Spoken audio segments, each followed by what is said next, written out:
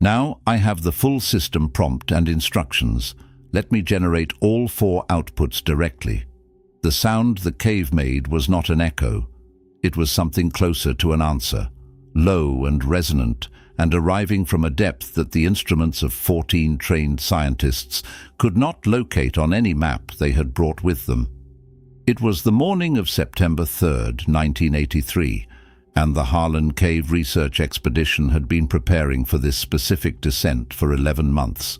The cave was designated NV774C in the Nevada Bureau of Mines and Geology Survey Registry, a dry limestone formation approximately 40 miles southeast of Tonopah in the Nye County Highlands, first formally catalogued in 1961 by a state surveyor named Douglas Orfield, who noted in his field report that the cave appeared to extend to a depth that exceeded the capacity of his equipment to measure. He recommended further investigation. Nobody followed up for 22 years. And then 14 people went in and their equipment came back out, and none of those 14 people ever did. You may have come to this story from somewhere specific. Maybe you read a line about it in a forum post at 2 in the morning and could not sleep afterward. Maybe someone mentioned it to you the way people mention things they regret knowing, quickly and then not again. Maybe you have been carrying the outline of it for years without ever finding the complete version, without ever finding a version that treated you like an adult, that gave you the actual weight of what happened instead of 3 sentences and a vague gesture toward mystery. That is what we are going to do here. We are going to go through this carefully, the way it deserves, because 14 people entered that cave and only their gear came back, and the official record of what happened to them is, to this day, classified under a federal designation that has been renewed every 5 years since 1988, without a single public justification. The 14 members of the NV774C expedition were not amateurs. They were not thrill seekers. They were credentialed researchers from 3 separate institutions: the University of Nevada at Reno, the Desert Geological Research Consortium based in Las Vegas, and a privately funded body called the Sublithic Studies Institute, which had been operating out of Albuquerque since 1977, and which, according to its own published literature from that period, specialized in the study of geological formations that exhibited anomalous acoustic and electromagnetic properties. Each member of the expedition had signed a detailed participation agreement. Each had undergone a medical evaluation within the preceding 60 days. The expedition leader was a woman named Dr. Carol Vess, 41 years old, a cave systems specialist who had led 14 previous underground expeditions without a single serious incident. She had published 38 peer-reviewed papers. She had a husband and 2 children in Reno. She had a dentist appointment scheduled for September 9th, 1983, 6 days after she entered the cave, and she never kept it. This is not the kind of story that ends with a rescue. It is the kind of story that ends with a question that nobody in any official capacity has been willing to answer on the record, and with a set of data logged by the expedition's own instruments that were found at the cave entrance on the morning of September 4th, stacked with a neatness that no cave environment produces naturally, that points towards something the geology and the physics and the formal training of every expert who has since reviewed it cannot account for. We are going to go through that data. We are going to go through the timeline, the institutional responses, the federal involvement, and the testimony of the one person who was present at the cave entrance that morning and saw what was there and what was not there. And by the end of this, you will understand exactly why this case stays unresolved, and why that specific word, unresolved, is the most honest thing anyone has ever said about it. If you have never been to this channel before, you found it at the right moment. Unresolved exists for exactly this kind of story. The ones that don't fit, the ones that get filed away under categories that don't quite cover them, and then quietly stop being mentioned. The ones that the people who were closest to them spend the rest of their lives not talking about in a way that tells you everything.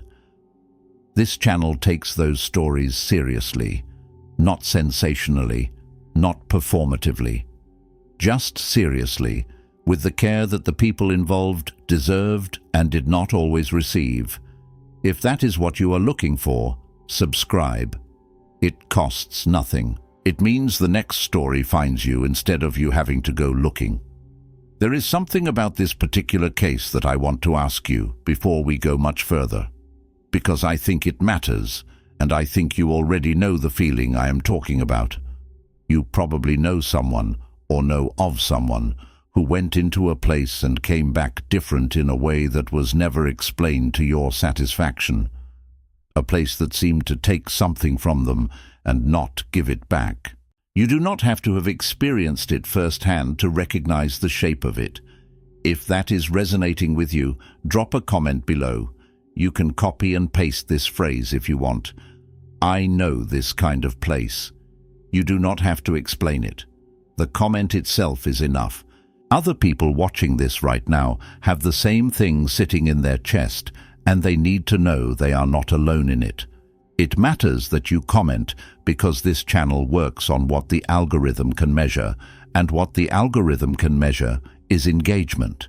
And engagement tells it that this kind of story is worth showing to the next person who needs it. You being here and saying something is how this reaches someone else who has been sitting with a question they could not name. The NV774C cave system sits at an elevation of approximately 6,400 feet in a stretch of high desert terrain that local Shoshone communities had referred to, according to records compiled by ethnographer Martin Schofield in 1948, as a place that listens. Schofield noted in his field journal, which was donated to the University of Nevada Special Collections after his death in 1971, that his Shoshone informants were willing to describe the area in considerable detail from a distance, but uniformly declined to approach it. One man, whose name Schofield recorded only as WH, in accordance with a privacy convention he maintained throughout his fieldwork, told him that the cave did not take people the way a mine collapses or a flood drowns them. It took them the way sleep takes you when you have been awake too long. You do not notice the moment it happens. You only notice that you are no longer where you were. Schofield included this account in a footnote. Nobody at the university appears to have paid it any particular attention. The cave received its formal geological designation in 1961 when Douglas Orfield, a state surveyor working on a mineral resources assessment of Nye County, logged it as part of a routine catalogue of limestone formations in the region. His field report, case number NM 1961-447, in the Bureau of Mines and Geology archive, describes the entrance as approximately 4 meters wide and 2 meters tall, oriented roughly northeast, with a detectable air current flowing inward at all times of measurement, which Orfield noted as unusual because cave systems typically produce outward airflow during daylight hours due to thermal differential. He pushed approximately 30 meters into the passage before deciding that the darkness ahead exceeded what his equipment could safely handle alone.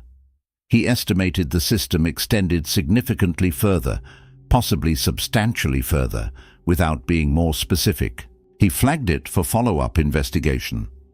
The follow-up investigation did not happen for 22 years, and when it did, it happened because a graduate student named Philip Acker at the University of Nevada at Reno found Orfield's 1961 report in the archive while researching a separate project and recognized, based on the description of the inward airflow and the acoustic properties Orfield had noted in a brief appendix, that NV774C might be a system of unusual geological interest. Philip Acker brought the report to his advisor, a professor of cave systems named Dr. Leonard Faust, in the fall of 1981. Faust read it and agreed that it warranted investigation. He contacted the Desert Geological Research Consortium and, separately, the Sublithic Studies Institute, which had been engaged in ongoing research into cave acoustics and subsurface electromagnetic phenomena since its founding. The three institutions agreed to form a joint expedition. The planning process took nearly 2 years, partly because of scheduling and funding logistics, and partly because the initial site assessment visit, conducted by Faust and 2 colleagues in March of 1982, produced results that Faust described in an internal memo as requiring careful interpretation before the full expedition could be designed responsibly. That memo, obtained through a Freedom of Information Act request, filed in 2006 by journalist and independent researcher Thomas Kelly, contains a single paragraph that Faust wrote in longhand at the bottom of the typed document and which appears to have been added after the rest of the memo was completed. The handwritten paragraph says, "The instruments behaved correctly at the entrance. Inside the first passage, past approximately the 12-meter mark, they began to produce readings that I cannot account for without either concluding that the instruments malfunctioned simultaneously, which seems unlikely given they are 3 separate systems from 2 different manufacturers, or that the environment inside NV774C operates under conditions that our current measurement frameworks are not designed to describe. I recommend we proceed, but I recommend we proceed carefully, and I recommend that whoever reads this understands that I am not using the word carefully as a formality." The full expedition team assembled at a staging site near Tonopah on the afternoon of September 1st, 1983. There were 14 people in total. Dr. Carol Vess served as expedition leader. The group included Dr. Leonard Faust himself, who was 63 years old and had conducted cave research for 31 years. It included 2 geologists from the Desert Geological Research Consortium, a man named Harrison Blake and a woman named Margaret Sordo.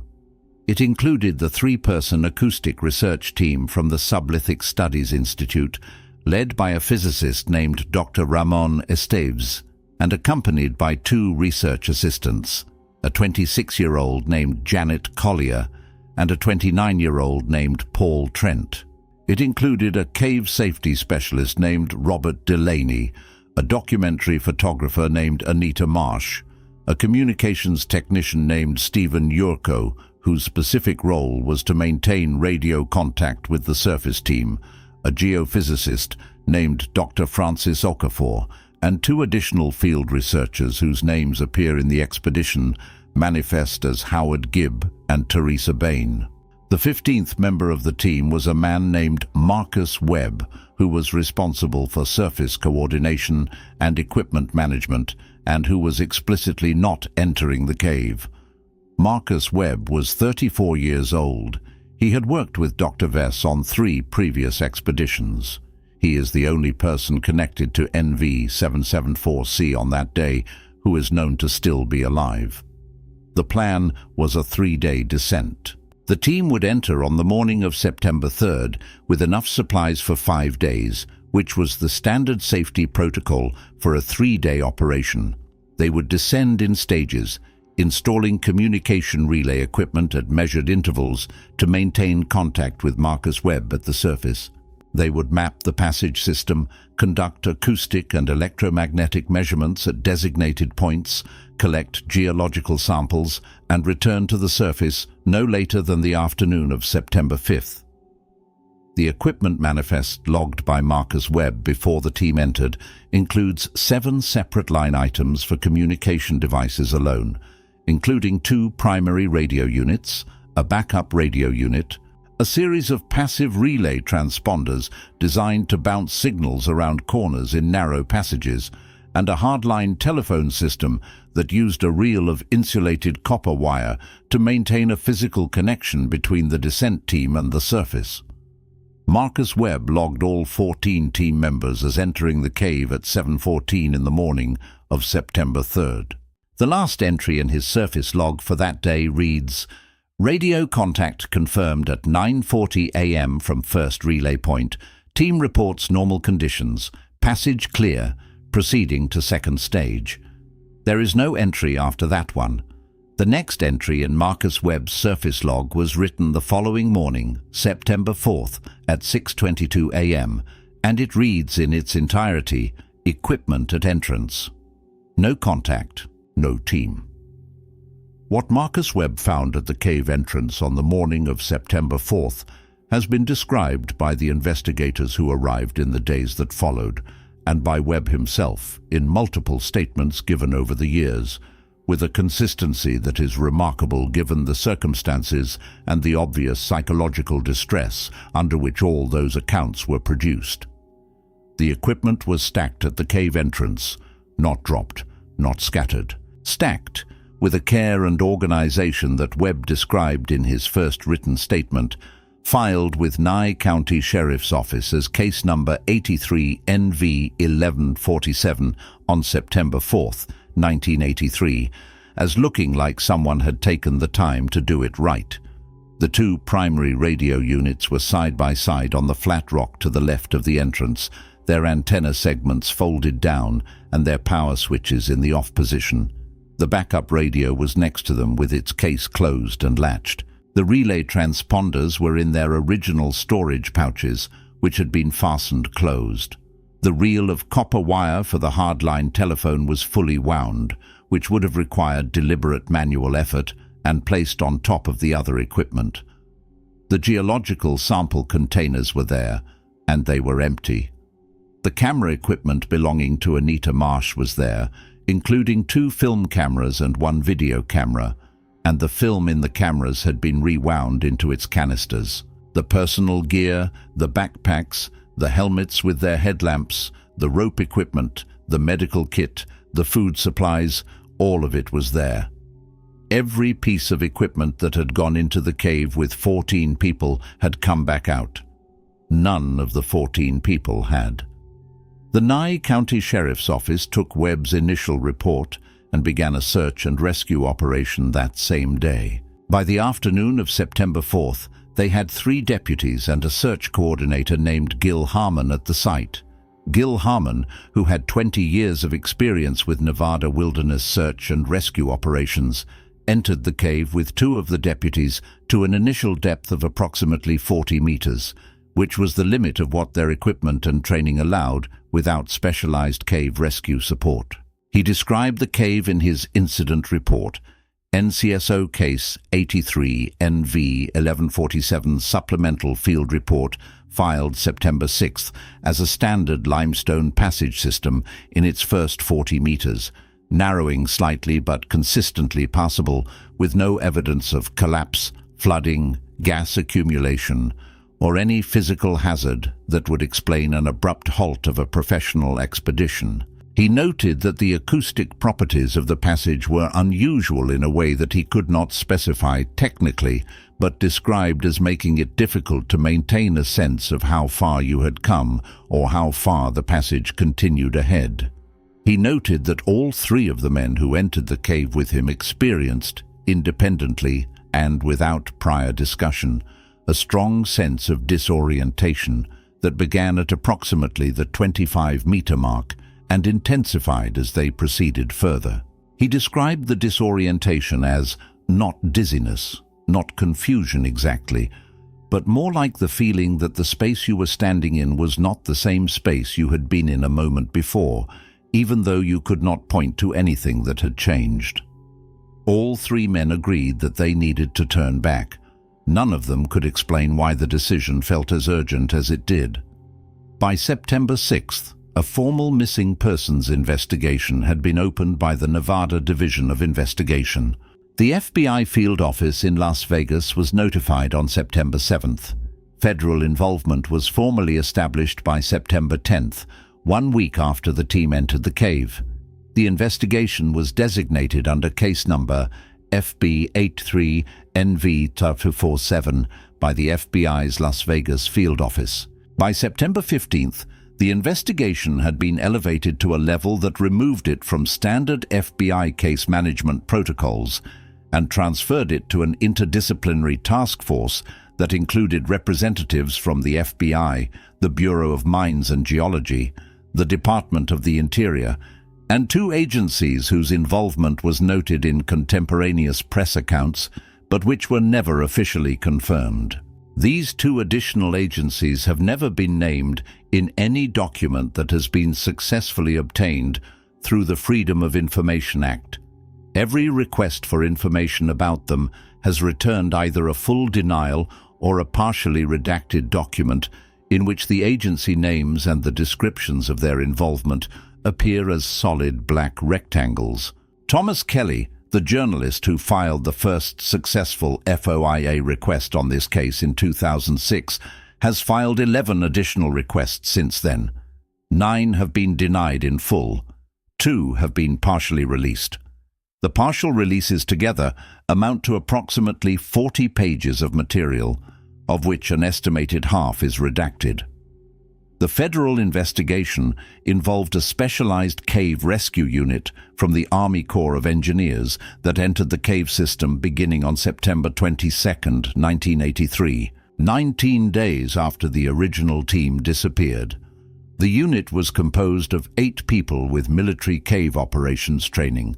They entered with full communications equipment, with a chemical atmosphere testing kit designed to detect any compound present in concentrations that could affect human cognition or physiology, with remote-controlled camera equipment capable of transmitting video from ahead of the team's physical position, and with a direct wire connection to a surface command unit staffed by federal personnel. The unit descended to a depth of approximately 230 meters before their wire connection reached its operational limit. Their communication logs from that descent, obtained partially through FOA and described in detail by Kelly in his 2009 self-published investigation report titled The NV774C Record, indicate that the atmosphere testing equipment returned normal readings throughout the descent. The remote camera equipment functioned correctly for the first 140 meters, then began returning images that the unit's technical lead described in his radio report as unclear in a way that is not consistent with equipment malfunction. He used the phrase structurally inconsistent twice, which Kelly notes is not a phrase with an established technical meaning in cave systems operations, and which the technical lead, in a brief interview he gave Kelly in 2007, shortly before declining all further contact, described as the only phrase he could find to describe images that appeared to show space that did not connect to the space around it in the way space normally connects. The unit reached their wire limit at approximately 230 meters depth and established a communications checkpoint.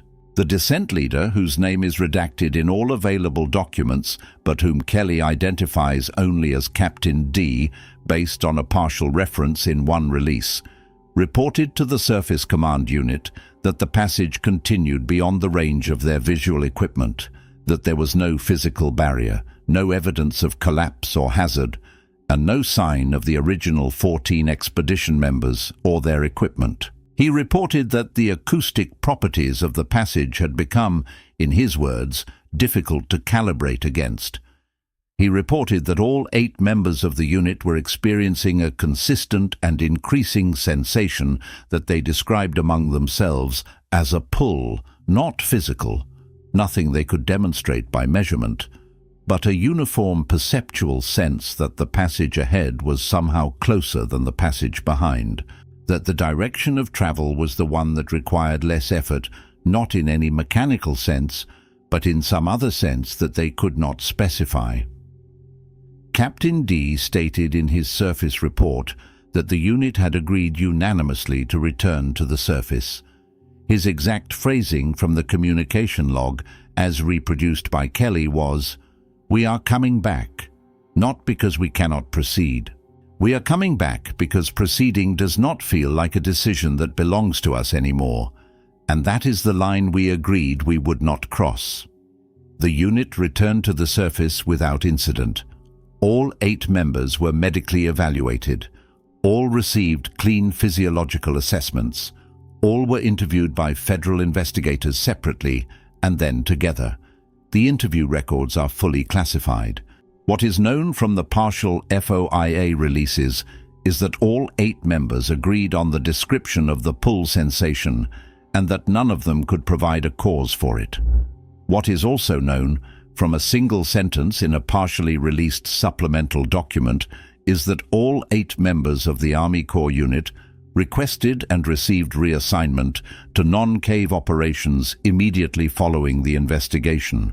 The document does not explain whether this was their request or a recommendation from their commanding officers. The cave entrance was sealed on October 14, 1983, 41 days after the original expedition entered. The sealing was done with a concrete and steel barrier installed by a contractor working under federal contract number DOI 83 NV 1183C, a document that is publicly accessible through the Department of Interior's record system and which describes the work as sealing of an unstable geological formation for public safety purposes. The barrier was installed over a single weekend. The work crew, according to a brief account given by one of its members, a man named Steve Pelletti, to a local newspaper reporter named Patricia Cross in 1991, worked without entering the cave at any point. Pelletti told Cross that they were given explicit instructions not to enter the passage under any circumstances, and that those instructions were given by a man in civilian clothes who arrived at the site in a government vehicle and who said his name was Garrett, but did not offer a last name or an agency affiliation. Pelletti said that Garrett watched the entire installation process from a distance of approximately 30 meters from the cave entrance, and that at no point did Garrett get any closer. When the work was finished and the crew was preparing to leave, Pelletti said, Garrett walked up to the sealed entrance and stood in front of it for what Pelletti estimated was 3 to 4 minutes, not doing anything, just looking at the concrete and the steel, and then he turned around and drove away without saying anything to anyone. Patricia Cross's article about the cave sealing appeared in the Tonopah Times Bonanza on March 14, 1991. The article is 4 paragraphs long. It generated 2 letters to the editor, both of which noted that the story seemed incomplete. Patricia Cross left the paper in August of that year and moved to Oregon, where she worked in public relations until her retirement. She has given no interviews about the NV774C case. Marcus Webb gave his first extended on-record interview in 2003, 20 years after the expedition. The interview was conducted by Thomas Kelly for a piece that Kelly pitched to 3 national magazines, all of which declined to publish it, before it was eventually included in a collection of investigative essays about unexplained events that was published by a small press in 2005. In the interview, Webb described the morning of September 4th with the specific precision of someone who has relived a memory so many times that every detail has become permanent and immovable. He described waking at 5 a.m. because the silence was wrong, not the absence of sound. A different quality of silence, one that had weight and direction, the kind of silence that comes from something having stopped rather than from nothing having started. He described walking to the cave entrance in pre-dawn darkness with a flashlight and finding the equipment exactly as he would later describe it to the sheriff's deputies.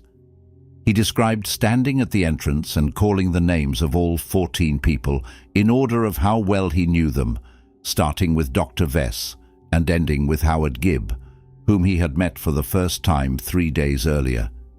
He described hearing nothing in response. He described noticing that the inward airflow that Orfield had noted in 1961 and that had been present every time Webb had been near the entrance in the preceding days was completely absent on the morning of September 4th.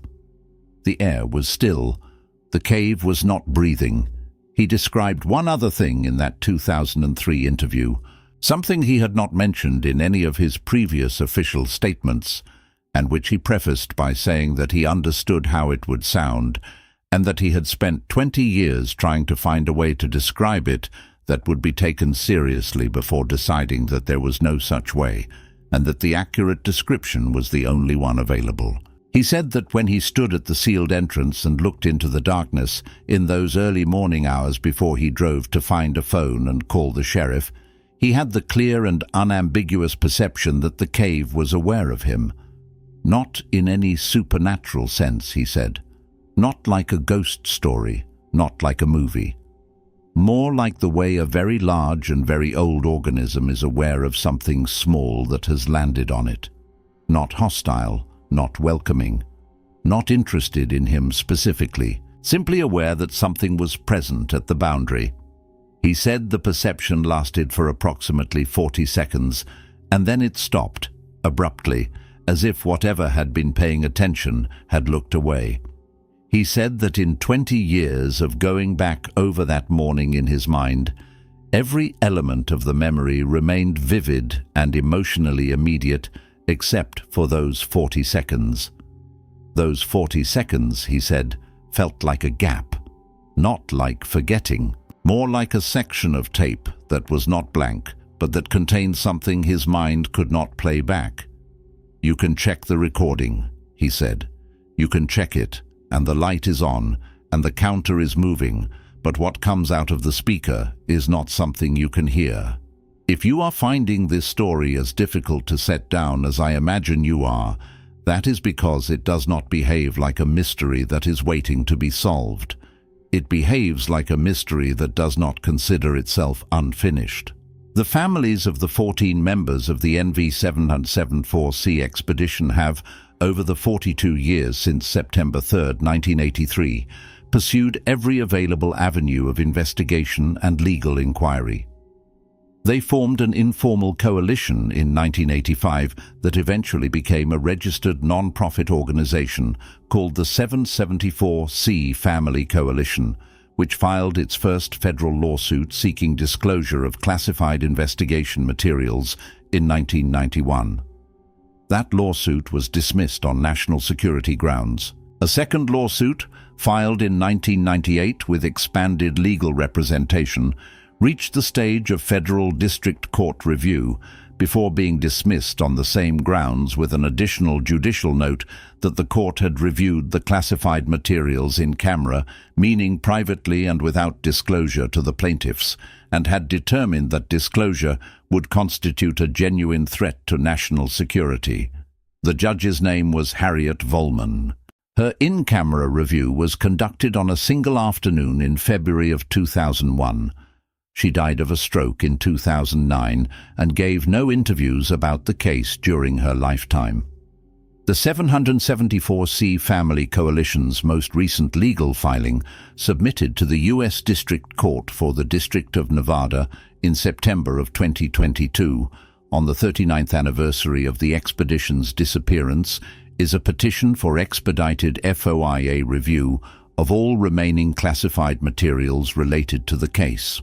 As of the time of this video, that petition is listed in the federal court docket as pending. It has been pending for 2 years and 4 months without a hearing date being scheduled. What those families know, through the partial releases and through the accounts of people like Marcus Webb who were willing to speak, is an outline. They know the 14 people entered. They know the equipment came back out. They know that federal investigators went in and came back and asked to be reassigned. They know the cave was sealed.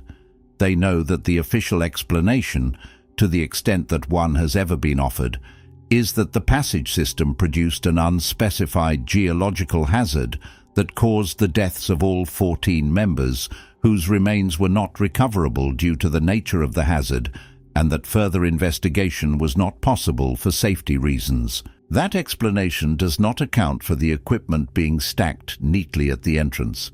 That explanation does not account for the film being rewound into its canisters.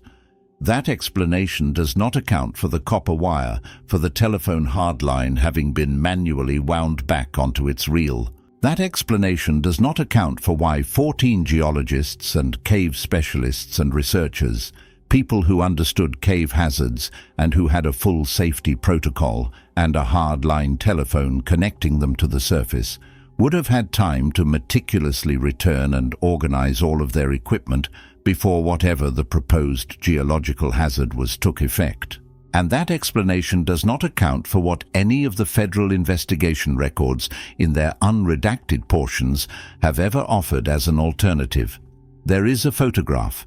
This needs to be said carefully because the photograph has never been officially verified as authentic, and because its history of disclosure is complicated in ways that could support either its genuineness or its fabrication. The photograph first appeared in the early web forums dedicated to unexplained events in 1997, when someone using the handle FieldNotes84 posted it alongside a brief account claiming to be from a participant in the Army Corps descent. The image, which has been reproduced and analyzed by several independent researchers over the years, shows a section of cave wall at what appears to be significant depth, based on the rope equipment visible at the edge of the frame. The cave wall in the image is limestone, consistent with the known geology of NV774C. On the wall, in what appears to be the same chalk-based marker that was standard equipment in caving expeditions of that era, someone has written a series of numbers arranged in rows. The numbers are dates, 14 rows of numbers. Each row is a date in the format month, day, year. The 14 dates are all September 3rd, 1983. 14 instances of the same date, written in different hands. FieldNotes84 never posted again after the photograph appeared. The account was deleted within a week. Researchers who saved the image and analyzed it over the following years have reached divided conclusions. Some have argued that the handwriting variations between the 14 instances of the date are consistent with 14 different authors, that the chalk and the cave wall composition in the image are consistent with the known materials and geology of the site, and that the photograph therefore represents either a genuine artifact from inside the cave or an elaborate fabrication that required significant resources and knowledge to produce. Others have argued that the photograph is a hoax, that its first appearance in an anonymous forum with no chain of custody provides no reliable foundation for any claim about its origins, and that the alternate explanation for the handwriting variations is simply a forger who deliberately varied their hand for exactly this reason. What nobody has argued is that the photograph is unambiguous. It is not. Nothing about NV774C is unambiguous. That is, in its own way, the most precise description of the whole case. The cave entrance was resealed in 2008, 25 years after the initial sealing, after a group of amateur cavers cut through the original barrier during the night of July 4th of that year. The group was 4 people, all between the ages of 19 and 23. 3 of them were apprehended at the site by Nye County Sheriff's deputies, responding to a call from a rancher who lived approximately 4 miles from the cave and who had seen flashlights moving in the darkness. The 4th member of the group was not present when deputies arrived. The 3 who were apprehended told investigators that the 4th person had entered the cave first, and that after approximately 15 minutes, which was the agreed time limit for the initial check, the 4th person had not come back out. They had called into the entrance and received no response. They had not entered themselves, partly out of fear, and partly because they could hear, they said, a sound coming from inside the passage that they described differently across 3 separate accounts. One said it sounded like a conversation at a distance, multiple voices but no individual words. One said it sounded like breathing, very slow, very deep, breathing that did not belong to a person. One said he had no description for it, that it was a sound that arrived at a frequency that he felt in his chest before he heard it with his ears, and that hearing it had produced in him an immediate and overwhelming certainty that he was not supposed to be there, not in the sense of trespassing, but in the sense that the space he was standing in was not designed for the kind of thing he was. The fourth member of the group, a 22-year-old named Jesse Alton from Pahrump, Nevada, was never found. His disappearance was investigated by Nye County as a standard missing person case, number NCSO 2008 MP 0374. The investigation was open for 3 years before being changed to inactive status. Jesse Alton's family has filed 2 requests for federal review of his case based on the proximity of his disappearance to the NV774C site. Both requests were declined without stated reason. The cave was resealed on July 19, 2008, with a reinforced barrier and a federal no trespassing designation. The barrier has not been breached since. Whether this means no one has tried, or whether something else accounts for the absence of further incidents, is not a question that anyone in an official capacity is available to answer. Thomas Kelly has spent 17 years on this case. His 2009 report, which runs to 312 pages and which he updates periodically on his personal website, is the most comprehensive public account of the NV774C case that exists. Kelly does not propose a conclusion. He says in the introduction that he is a journalist and that his job is to document what can be documented and to be honest about the limits of that documentation. He says that what he has documented does not fit any explanatory framework he knows how to apply, and that in his experience, that is not a reason to look harder for a framework, but a reason to be more careful about the one you choose. He says that the 14 people who entered the cave on September 3, 1983, were careful people, trained people, people who had built their professional lives on the precise description of physical reality, and that whatever they found in the cave was something that their training had not prepared them to describe, because the equipment they brought to describe it was sitting stacked at the entrance when Marcus Webb arrived the next morning, and the only thing that could have put it there was them. That last observation belongs to Kelly, and it is the one that has stayed with researchers and readers of the NV774C case longer than almost any other single point.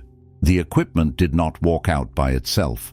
14 people went into that cave with the means to communicate, to document, to measure, to record.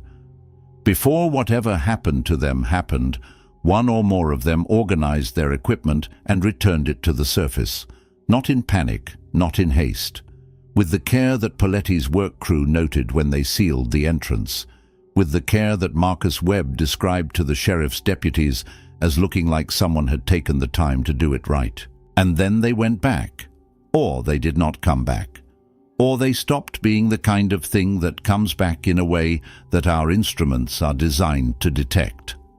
Marcus Webb will not say which of those he believes, even now.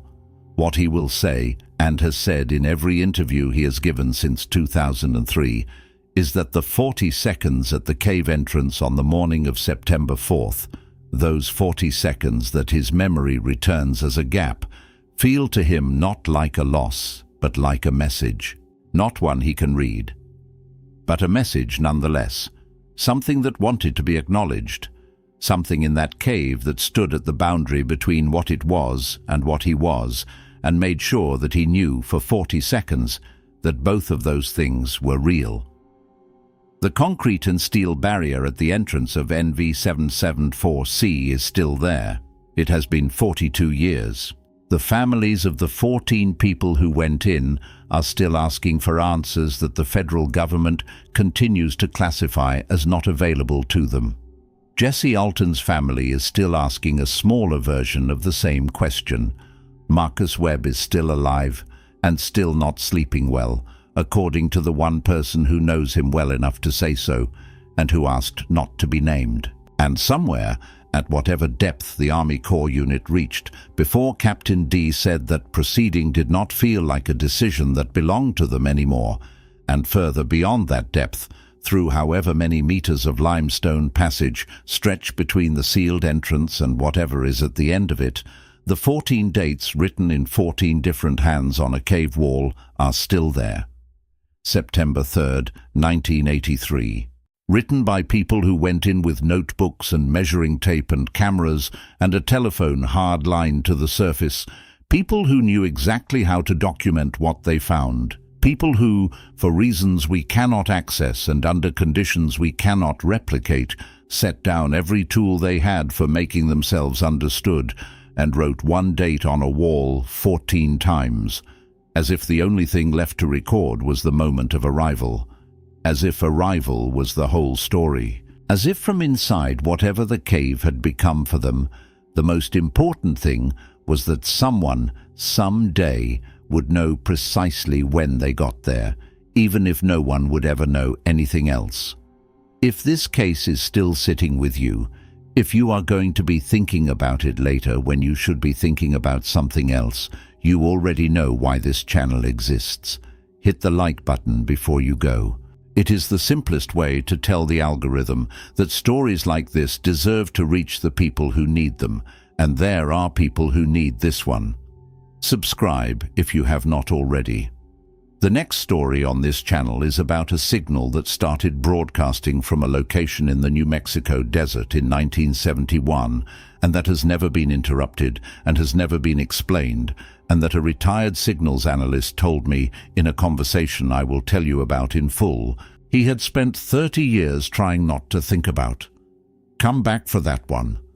And whatever you do tonight, do not stand at the edge of a dark space and wonder what is on the other side of your 40 seconds.